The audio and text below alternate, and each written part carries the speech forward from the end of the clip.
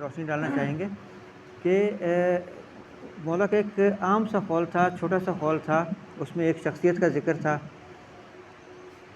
ایسے اگر کوئی روا روی میں پڑھ رہا ہوتا تو اس کے ذہن میں کوئی اس طرح کی باتیں آنی ہی نہیں تھیں، سوال بھی نہیں پیدا ہوتا. لیکن یہاں آپ دیکھیں کہ 1 گھنٹے کی نشست میں اتنی تفصیل سے ایسی ایسی باتیں سامنے آئی ہیں کہ کوئی تصور بھی نہیں کر سکتا کہ اتنی چھوٹی سی نشست میں اتنی ساری معلومات. دیکھیں آپ کو تاریخی حوالے مل گئے، آپ کو مولا کے حوالے سارے ان کے ائمہ کے حوالے مل گئے.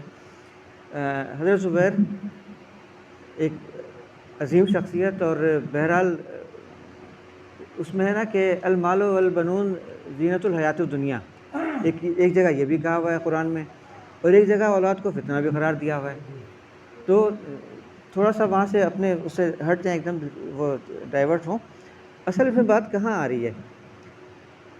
اصل بات آ رہی ہے جو ہم لوگوں کی اس وقت کرنے والی بات ہے. یہ تو سارے آپ لوگوں نے حوالے سے دیکھ لیا نا کہ کیا صورتحال تھی، کیا چل رہا تھا. ہم کیا کر سکتے ہیں؟ ہمارے ہاتھ میں جو اس وقت صورتحال آ رہی ہے وہ یہ ہے کہ ہم نے اولاد کی تربیت کیسے کرنی ہے. یہ کام تو کر سکتے ہیں نا، اولاد تو ہمارے ہاتھ میں ہے نا. ابھی حالات ہیں، طاقت دی اللہ نے، وسائل دیے ہوئے ہیں، اولاد بھی دی ہوئی ہے. اب اس کی تربیت کیسے کرنی ہے؟ اب ایک ذکر ابھی بہت سارے آیا، ان کے حضرت نوح کی اولاد کا ذکر آیا اور باقی اولادوں کا ذکر آیا. اس میں ایک نام ہم لوگ عام طور پہ ذکر کرتے ہیں، حضرت محمد بن ابی بکر.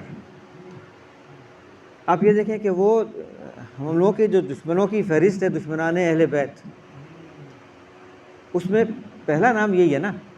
جب ہم لوگ وہ کرتے ہیں، تبرہ بھیجتے ہیں، تو اسٹارٹ کیا ہوتا ہے؟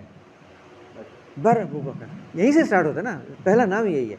اور ان کا بیٹا ان کی تربیت میں آ گیا تو کیا بن گیا؟ بات ساری تربیت کی آ رہی ہے. اور دوسرے یہ زبیر صاحب، ان کا بیٹا ان کی تربیت میں کیا بن گیا. اور باقیوں کو دیکھ لیں، حضرت سعد بن ابی وقاص، بہت بڑا نام، متبرک نام. ایک جگہ پڑھا تھا کہ اس کو کہیں گزرتے ہوئے کسی نے کہہ دیا کہ تمہارا بیٹا جو ہے، یہ ان کے آپس میں کھیل رہے تھے، بچے تھے، امام حسین السلام اور وہ آپس میں کہیں اکٹھے کھیل رہے تھے. تو وہاں سے وہ مولا گزرے، انہوں نے کہا کہ یہ جو بچہ ہے اس وقت بڑے وہ ادب اور احترام اور یہ وہ جو سب کچھ کر رہا ہے، یہ ان کے قاتلوں میں شمار ہوگا. اس نے کہا کہ ایسا کیسے ہو سکتا ہے؟ آپ کہیں تو میں اس کو یہ کر دوں اور اس کو وہ کر دوں. مطلب اس طرح کے واقعات. ساری بات آ رہی ہے تربیت کی. تو ہم لوگوں کو تربیت پہ توجہ دینی چاہیے کہ ہم لوگ اولاد کی تربیت اچھی کریں. اور خدا نخواستہ ایسا نہ ہو کہ اولاد کی محبت میں دونوں طرح سے بات آ رہی ہے. ہم لوگ کا اپنے امتحان بھی آ رہے ہیں. اولاد کی تربیت تو ٹھیک ہے، ہو گئی، پھر ہم لوگ کا امتحان کہاں آ رہا ہے کہ اولاد کی تربیت میں ہم لوگ حق سے انحراف نہ کر لیں. اس کی محبت میں دونوں باتیں ذہن میں رکھنی ہے. ایک تو تربیت اچھی کرنی ہے، پھر دوسرا یہ کہ اپنے اوپر بھی اختیار رکھنا ہے، کنٹرول کرنا ہے. ایسی نہ ہو کہ اس کی محبت میں ہم اپنی عاقبت بگاڑ لیں.